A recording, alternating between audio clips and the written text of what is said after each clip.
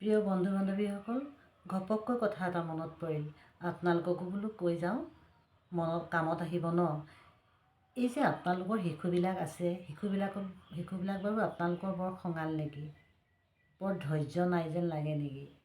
অৱশ্যে শিশুৰ ধৈৰ্য নাথাকেই, তথাপিতো সিহঁতক ধৈৰ্য আনিবলৈতো আমি কিবা কৰাব লাগিব ন। আমি কি কৰিম? আমাৰ ঘৰত থকা পুৰণি খবৰ কাগজবিলাক সিহঁতক টুকুৰা টুকুৰকৈ ফালিবলৈ দিম। ফলাৰ পাছত সিহঁতক নতুবা এখন কেঁচিও সিহঁতক ব্যৱহাৰ কৰিবলৈ দিব পাৰে, যিখন কেঁচিয়ে সিহঁতি সৰু সৰুকৈ টুকুৰা টুকুৰকৈ কাটিবলৈ হেঁপাহ কৰে। আপোনালোকে কেঁচি ব্যৱহাৰ কৰোঁতে কিন্তু ওচৰত থাকিব আকৌ দেই।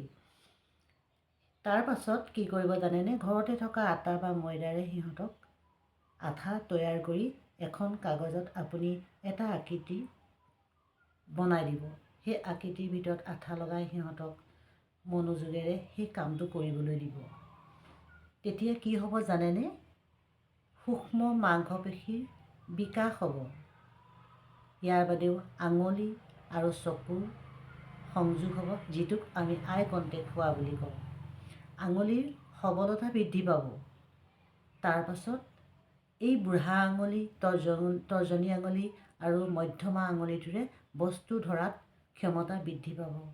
সিহঁতক স্কুললৈ যোৱাৰ সময়ত এডাল ফলুগুটি, এডাল পেঞ্চিল ধৰিবলৈ সিহঁতি বল পাব।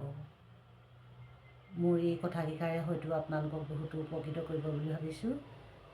ধন্যবাদ। তেতিয়াহ'লে আজিলৈ আহোঁ।